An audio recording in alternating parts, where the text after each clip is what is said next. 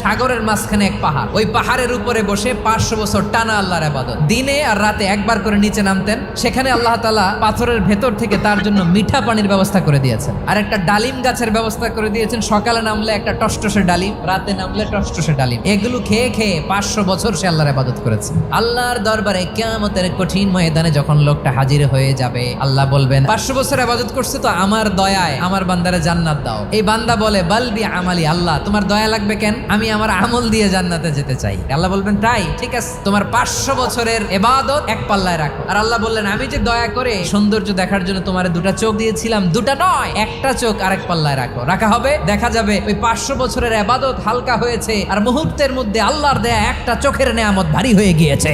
ফলাফল দেখো, হিসাব বলে তুমি এখন জাহান্নামে যাবা, যাও এবার জাহান্নামে যাও। এবার লোকটা কাচুমাচু করে বলে আল্লাহ এবার আমি বুঝতে পেরেছি তোমার দয়া ছাড়া দুনিয়ায় কেউ জান্নাতে যেতে পারবে না।